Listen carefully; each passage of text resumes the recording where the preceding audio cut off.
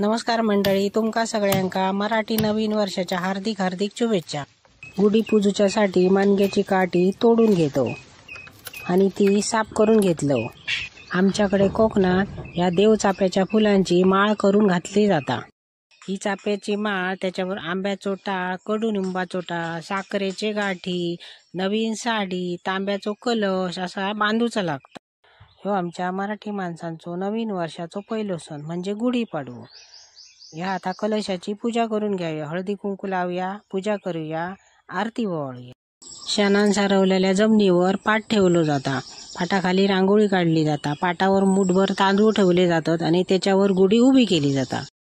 आता ही गुढी स्थापन केल्यानंतर पारंपरिक शास्त्रात पूजा केली जाता। त्याच्यासाठी गोडधोडाचो देवाक नैवेद्य केलो जाता।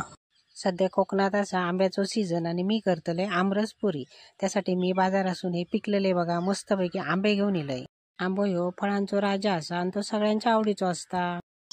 आंबो ह्यो लहान मुलांपासून मोठ्यांपर्यंत सगळ्यांच्याच आवडीचो असता आणि आंब्यापासून बनवलेले काही कितीतरी प्रकार असतात। तर आंब्याचा आम्रखंड बनवतात, आंब्याचा आमरस बनवतात, आंबा पोळी बनवतात, आंबा वडी बनवतात, असा सगळा काय बनवला जाता।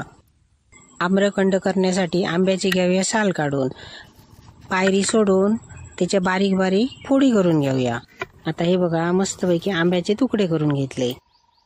आता ह्या बारीक कापलेल्या आंब्यात साखर टाकून घ्यायची, जितक्या तुमका गोड होया तशी साखर टाकायची, त्याच्यात थोडासा दूध घालायचा, वेलची पावडर घालायची आणि मिक्सरात लावून घ्यायचो। आता या सगळा मिक्सरात लावल्यावर हे जो आमरस तयार होता। तर या मंडळी मी केलंय पंचपक्वानाची थाळी, डाळ भात, आमरस पुरी, बासुंदी, लोणचा, पापड, बटाट्याची भाजी। तर जेव घ्या आणि ह्यो माझा व्हिडिओ आवडला तर लाईक करा, शेअर करा आणि सबस्क्राईब करा।